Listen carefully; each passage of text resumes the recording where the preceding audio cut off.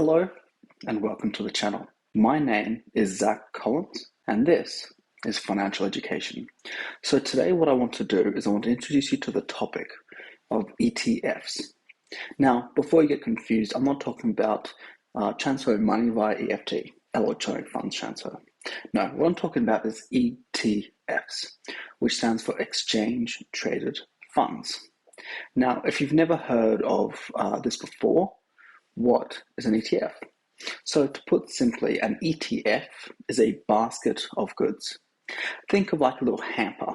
So when you buy a hamper, you get some different samples, say chocolates, maybe some soap and shampoo, some fruit and nuts, etc. You guys get the point. So an ETF is basically the same thing, but it's a basket of shares.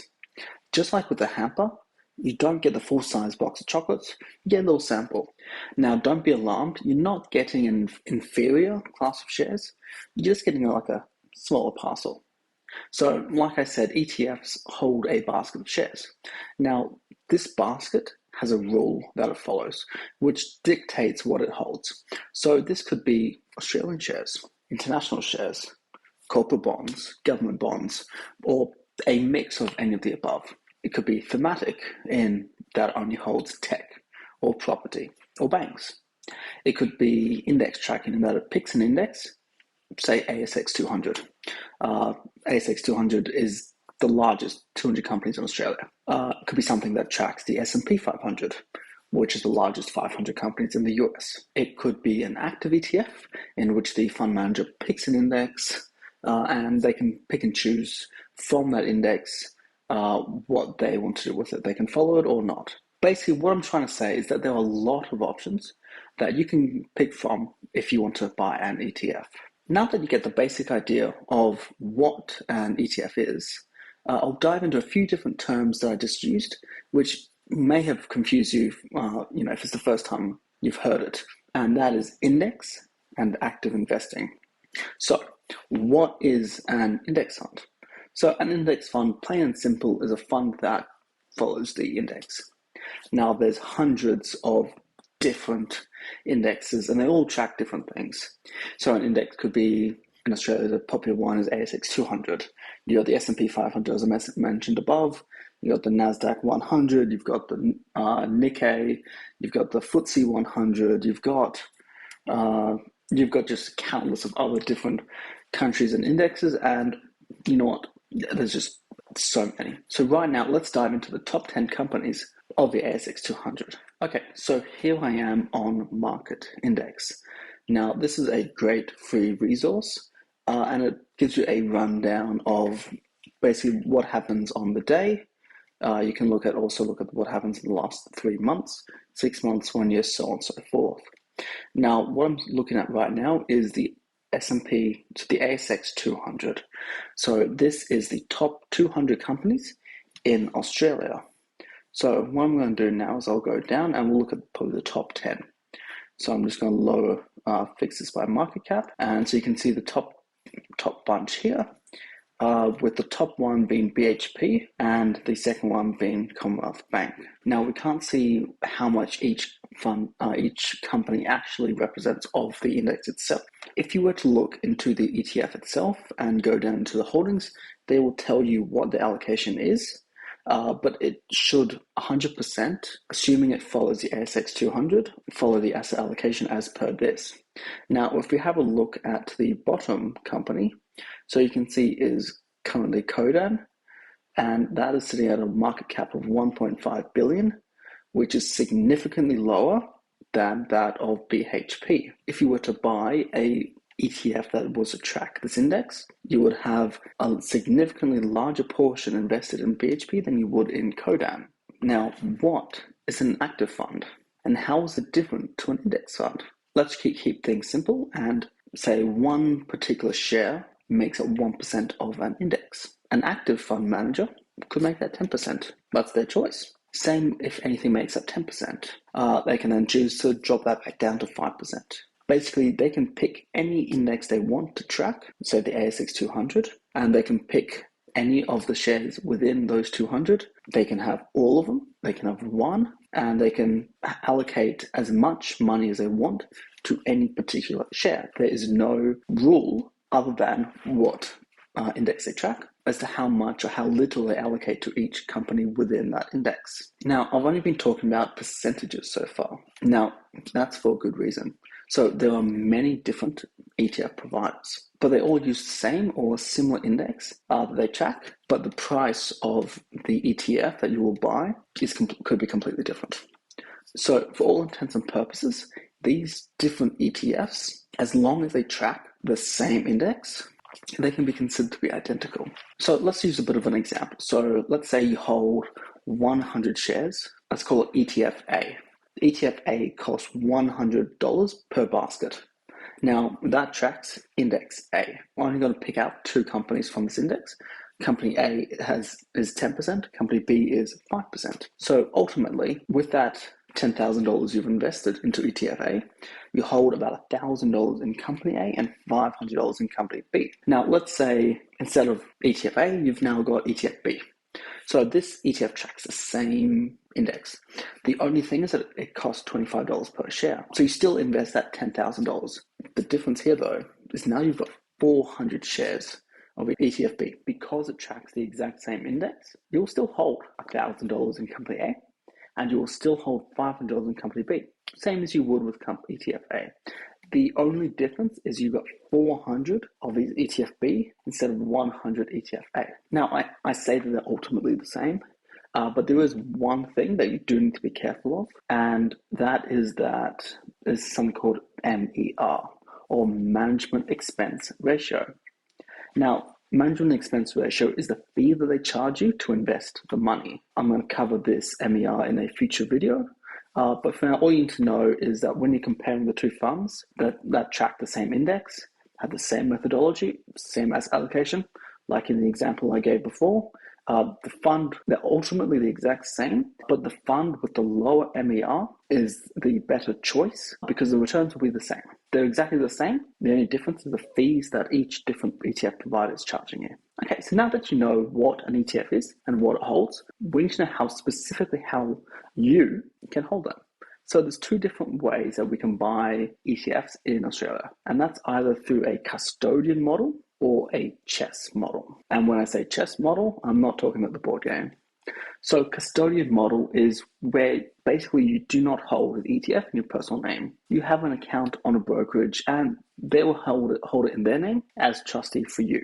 Basically, you're the beneficiary of the ETF. You receive any distributions it pays out. You can sell the ETF whenever you want. You have full control of this holding. The benefit of the custodian model is that trading on these brokerage platforms, they tend to be a bit cheaper than brokerages that use the chess model, or sometimes even completely free. You can also generally hold smaller parcels. So you can sometimes buy fractions of an ETF.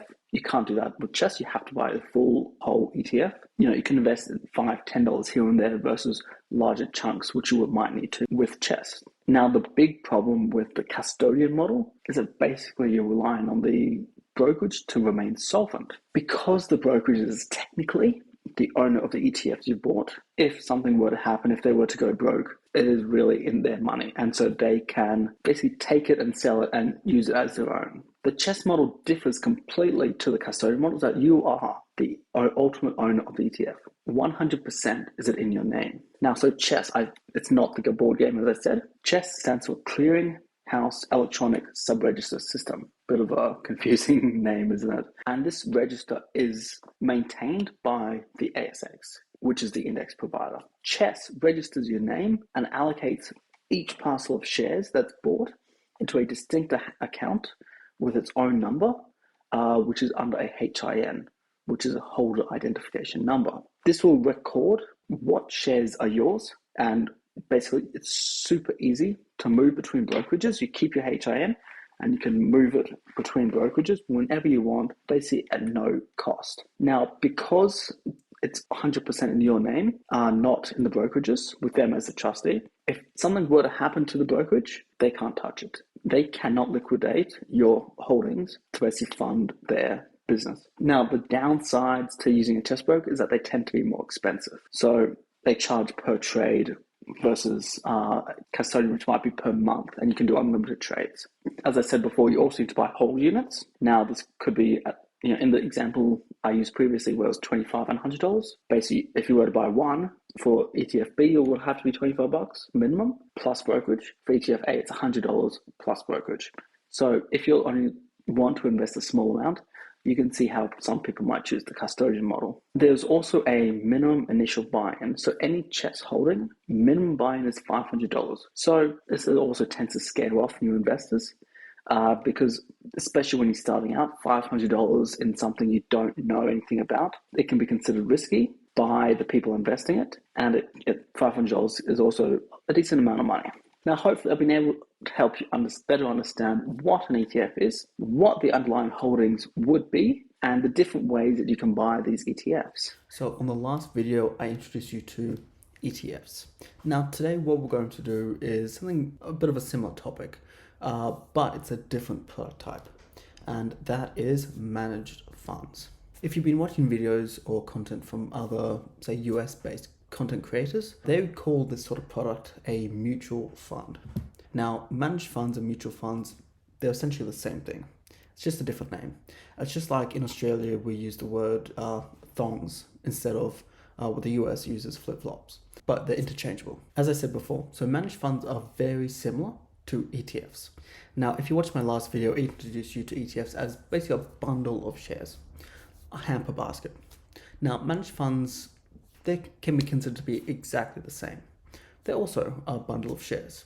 Now, the big difference between them is basically who you buy them from. The best way that I can think of to explain this is, think of a farmer's market. You've got a range of vendors. Someone sells apples, someone sells lemons, someone sells limes. You get the point. Now, you can buy apples. Now, instead of buying directly, from the farmer's market, directly from the grower themselves, you go and buy from someone outside, some random person off the street. Now, when it comes to the stock market, you're not talking directly to that person. So you're buying and selling with that person, but there's a middleman in the middle, and that's the broker. And they make that transaction quite seamless. That's how ETFs are transacted. So they're bought and sold with strangers on the open market. Now, managed funds are different in that instead of a guy on the street, you're buying and selling directly with the fund manager. You're talking directly with the apple producer at the farmer's market, and you're buying and selling directly with them. Now, BlackRock and Vanguard, they're the two biggest fund managers in the world. BlackRock mostly deals with institutional investors, and Vanguard's got more of a tilt towards retail investors. Now, I'll make a bit of another video in the future that kind of explains the difference between retail and institutional investors. So make sure you guys stay tuned for that. So both BlackRock and Vanguard, they offer managed funds as well as ETFs. So, in the example I'm about to give you guys now, think about either of them, they're basically interchangeable. Now, both of these companies make ETFs that have the exact same managed fund equivalent. So tracks the same market, it's identical, it's just one's an ETF, one's a managed fund. They also make ETFs where they don't have an equivalent managed fund, and they also have managed funds that don't have an equivalent ETF. So if you wanted to invest in a specific target market, it doesn't really matter what it is, something very niche, sometimes you're restricted to one type of investment over the other. Now, let's say you got $1,000 to invest, and you want to buy something that has both a managed fund version and ETF version. Let's say the ETF costs $70 per share. So with your $1,000 investment, you can buy 14.285 shares. As I said in my last video, ETFs, you can't buy fractionals if you're doing CHESS. Let's assume you're using CHESS. So you can't buy fractionals, so you buy 14 shares. That costs $980. And then let's say brokerage. Now, brokerage depends on the broker you use, but let's just say it's $10 just for simple math. So it costs you $990 total, $10 in brokerage, and you got $10 left. That's just sitting in cash, it's not invested. Now, if you were to use the managed fund version, there's a few differences here because you're buying directly with the vendor. It doesn't matter what the product manager is, if it's Vanguard or BlackRock, or there's hundreds of managers, it could be anyone. But you can buy fractional units. Now, each unit tends to be a bit cheaper. So instead of $70, you could be paying between $1 and $10 normally between per unit. And that depends on how many they've created and the market cap. So now, as I said last time in my ETF version, just because the price is different, it doesn't mean one is better than the other. You may hold more units, but if the underlying holdings are the same and the amount invested is the same, whether you got 1 unit or a million units, it's the same. You'll get the exact same return. Now that I've got that said and done, let's see what would happen if you invested in a managed fund. So let's say it costs $1.50 per unit for this managed fund. So with your $1,000, you can now get 666.67 units in this managed fund. Now, every single dollar is invested, there's no brokerage cost, and there's no residual cash balance. While there is no brokerage cost with managed funds, there is a buy-sell spread, and if the fund is super popular, it can be as low as about 0.01%. If it's a niche product and not much market movement, it could be about 1% spread. So what does buy-sell spread mean? It means the difference between what you buy versus what you can sell it for that fund. So let's say it's $1.50. You may buy it for $1.52, but to sell it, it's $1.48. Now, look, these numbers are just random numbers that have come off on the top of my head. When you do start investing, do make sure you look into the specific product, look at how much each unit costs you, what the buy-sell spread is, and all this sort of stuff, because it can vary between funds. So the final main difference between managed funds and ETFs is around how you treat reinvested distributions. So I'll be making a bit of a future video on this topic as well. So please be mindful that whether you take the dividends as like a cash payment to your bank account or you reinvest it into the fund itself, it's still taxable. So how does reinvested distributions between ETFs and managed funds differ? To do this, it's actually best if we go back to the example I just talked about. Let's just use the ASX 200 for example, because that's the local market. The ASX 200 gives a general yield of about 4% each year. Now, obviously it differs year on year. And so most funds, they will distribute to investors either on a quarterly basis or a semi-annually basis. That's 4 times a year or twice a year. Now, the amount that they pay out each time can vary a lot, depending on which companies within the fund paid out a dividend. But just for simplicity's sake, we'll just assume that the payout is a flat 4%, and each quarter you get like a 1% payout. So when you invest that $1,000 in the ETF, you've got 14 units and they cost $70 each. Because you can only buy whole units, in order to get the distribution reinvested, you need $70 in distributions, in income. Assuming each quarter you get 1% paid out, that's 70 cents per unit. So for 14 units, that's $9.80. Now, this will take you 8 quarters or 2 years to get enough cash distributions in order to be able to reinvest into 1 new unit. So it'll take 2 years to go from 14 units to 15. If you were to hold the managed fund equivalent, so you've got 666.767 units at $1.50 each, and you can buy fractional units. So the 666.67 units, that will give you $10 payment.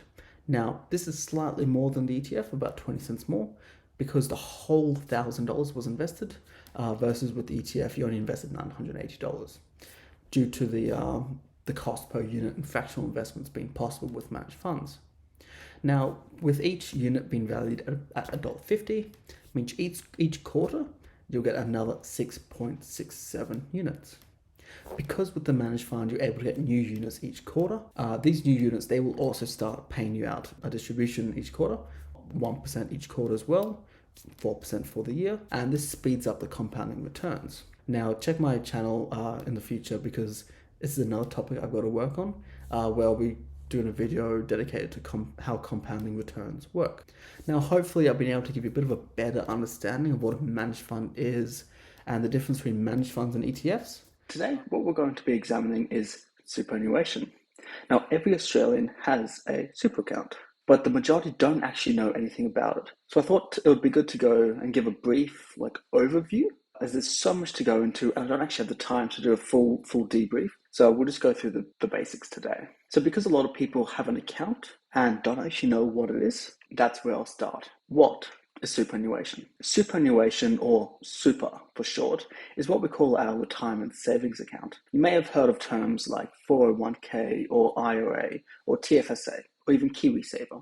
Now, these are all foreign retirement accounts. They're all similar, but they all have different characteristics.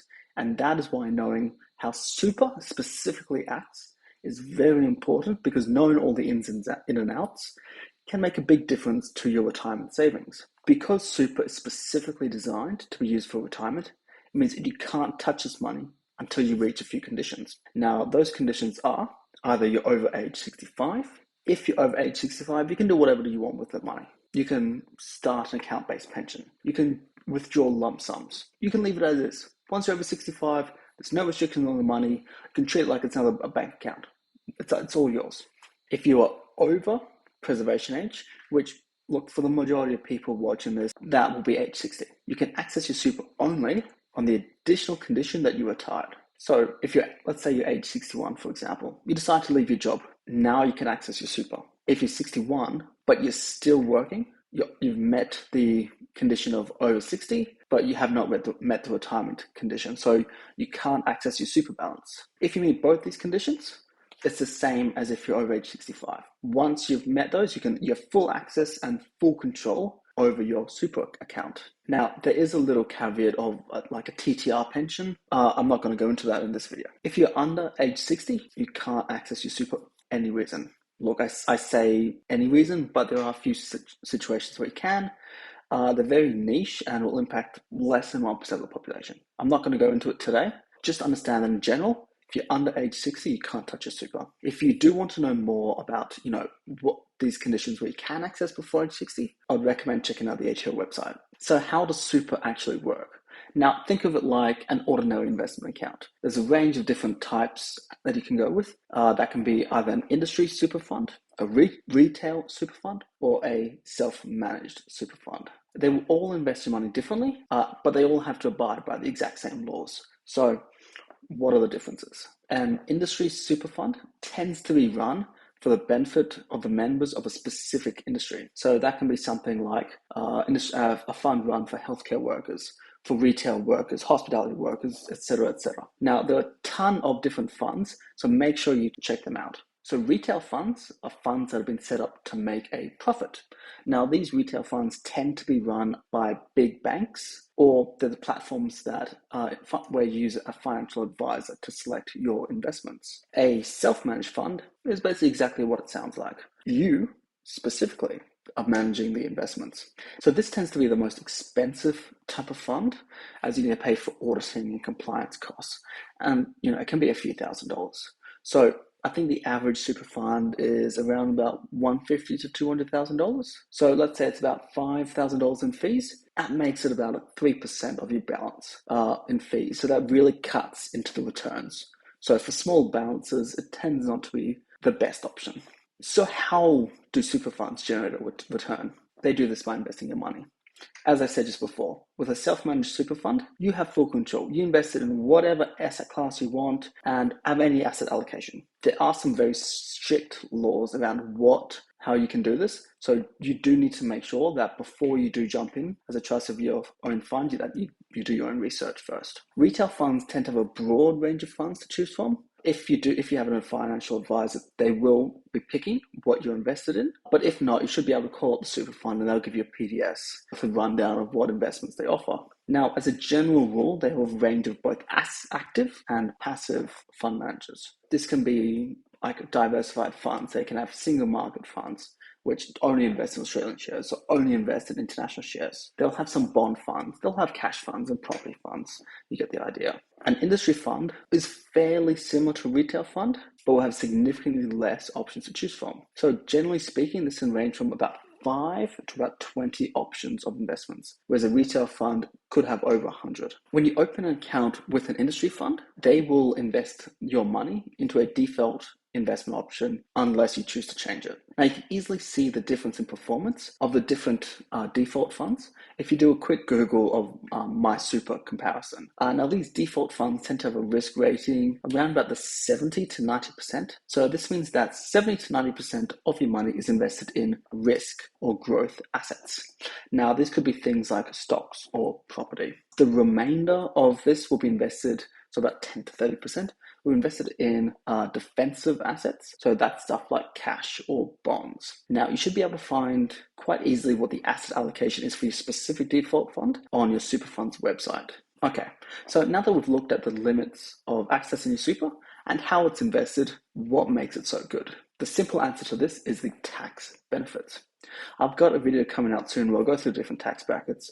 But with super, it's essentially a tax advantaged account. So what this means is that you're taxed less putting money into super than if you were to pay that tax personally. Let's use an example. So let's say you make $70,000 a year plus super guarantee, SG. So SG is what the employer is contributing to your super for your retirement. Now, currently, they have to contribute 11%. Come the 1st of July, it'll be 11.5%, and then a year later, it'll be 12%. And it'll stay at 12%. At least that's what the legislation says at the moment. So if you make $70,000 plus $7,700 in super contributions, you personally pay tax on $70,000, but then there's another $7,700 going straight into your super account, and this pays a flat tax of 15%. Now, this 15% will be lower than your marginal tax rate. That's basically where the main benefit is. So this $7,700 less the tax that you pay, this will get invested and will grow over time. So income that this investment will generate, that's also taxed at 15%, and capital gains will be taxed at either 10% or 15%. If you got paid this amount personally, so not only will the $7,700 be taxed higher, but let's say you invest this money, the income that this will generate will also be taxed in your marginal tax rate. The capital gains will also be taxed higher. So the more tax you pay basically means the less money overall gets invested in the market, and also means the less your portfolio will grow over time and will reduce your portfolio balance, in the future when you plan to retire. So is there a way we can actually take more advantage of the lower tax rate? Yes, there is. So if you contribute money to super via a salary sacrifice or as a personal contribution, and then fill out a notice of intent form to claim a tax deduction. You can then turn part of your salary into super contributions. So let's use that same example I had before. A person on $70,000 a year. Let's say they were to salary sacrifice $10,000 into super. This means that now, personally, they're only being taxed on is as if they'd earned $60,000. And they've got $17,700 going into super, which is taxed at a lower rate. So does paying less tax on your investments sound appealing? I mean, it kind of does to me. And that is why I love super. Before you think of how great it is, you do need to bear two very important things in mind when contributing extra money to super. The first is that there is a cap. You can't just chuck all your income into the super and get a tax benefit. So including the amount of money that your employer is putting in, the most that can go into super in any year and get the concessional 15% tax rate is currently $27,500. Now that will slowly increase over time with indexation, but currently $27,500 is the cap. The second thing you need to know is that once money's in super, you can't get it back out. That $10,000 you put in, that's now locked in until you either reach the preservation age I mentioned before of 60 and retire, or you reach age 65. Look, there's so much more I can say about super. This is just a very brief video. Let me know in the comments below if you want me to do a second, because there's so many stuff I'd love to talk about. Hopefully I've been able to give you a better understanding, and if you've got any more questions, please feel free to drop a comment below. Today, what I want to talk to you about is a different type of asset that you can buy and the different ways that they provide a return. Specifically, what I'm going to be looking at is stocks, ETFs. Now, I've already done a video on ETFs, so make sure you do check out my channel for more information on this. I'll just do a brief overview and do a bit of a further dive into the other ones. Bonds, and finally, property. Stocks are the most diversified type of assets that people tend to hold in their investment portfolio. So whenever people say that investing in stocks is a bit risky and it's a gamble, they're right. They're also wrong. Now, not always, but a lot of the time people say it's risky and a gamble because basically they put money into some random mining penny stock that their mate at a barbecue mentioned just in passing. The way I like to think about it is taking the price and speculation out of the investment. All companies have shares. It's really only the large national ones that we can actually buy into. Now, the more you know about the business itself, the less likely you are to lose money by selling at a time when things aren't necessarily going that well. Stocks are in literally every industry, everything you can think of. So you can invest in a company that sells you the clothes you wear, the food you eat, the bank you keep your money with, the company you work for, if they're listed, the company that provides your phone reception, the company that sells you your phone. You guys get the point. There are a lot of companies that we use in our everyday life, and by investing in stocks, basically we have some ownership of those businesses or their competitors.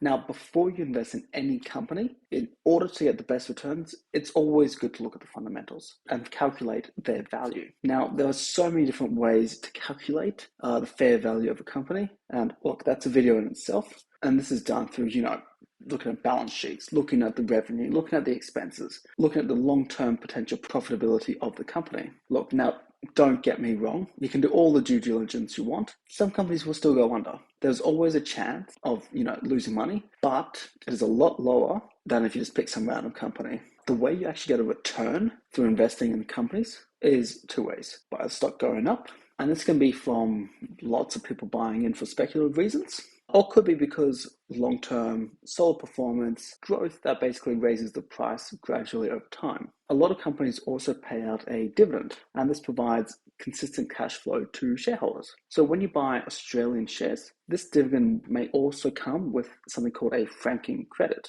and this is a franked dividend. If it doesn't, then it is called unfranked. Now, the easiest way to think of a franking credit is basically the company's already paid tax for you. Now, unfranked dividend means they haven't paid tax on that dividend, and when you receive it, you'll need to pay the full amount. Now, if you haven't seen my earlier video on ETFs, after this, not right now, after this, do make sure you do go check that out. But to keep it brief, an ETF is a bundle of shares or bonds. It's basically like a little hamper basket. Now, it can be domestic shares, international shares, bonds, mix of any of them. The way you generate return on ETFs is the same way as shares. Over time, the price of the market as a whole goes up, giving you a capital return. Now, they also pay out a distribution. This distribution, it can be franked, just like Australian shares, can be unfranked, and it can also have a capital component. So this capital part is basically the ETF sells some underlying funds, they make a capital gain, which they then pass on to you. Great, now that was a quick one, so now we can move on to bonds. What is a bond? So there's really two types of bonds, corporate bonds and government bonds. The easy way to think of bonds is debt. So when you buy a bond, what you're doing is you're giving money to a company or a government and saying, here, spend this money, pay me back at some point in time.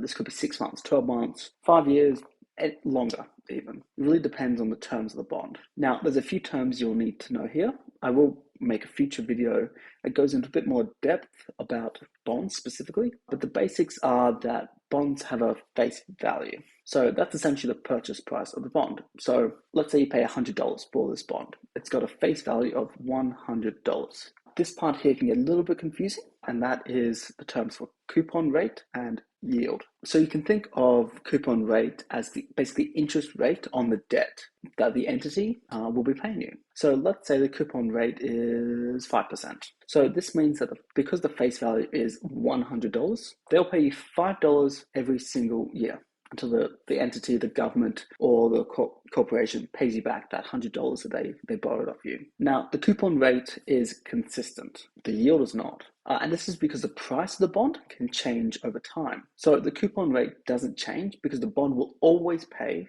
$5 a year to maturity. The yield changes because the price can go up and it can go down, but the face value doesn't change. So this can be for a number of reasons. Let's say the RBA increases the interest rates. In that case, the bond will then go down, which means that the yield will go up, or the RBA decreases rates.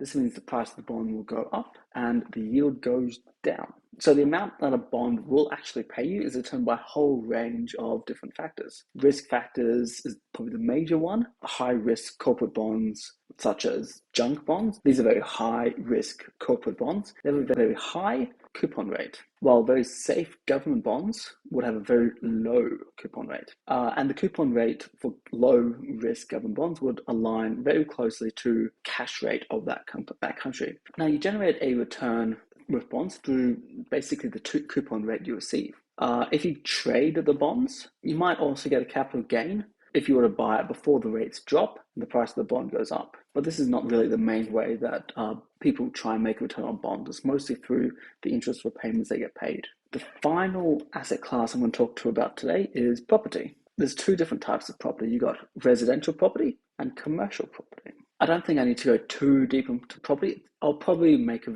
future video on this, but in Australia, we love property, and this is basically the go-to asset class for every investor. So a lot of residential property is actually speculation. People think, in 5, 10 years, more people want to live in this area here. So I'm going to buy the house, buy the land, mostly for growth purposes. I'll rent it out in the short term over the next 5, 10 years, and hopefully I'll sell it and make a lot of money on the capital appreciation.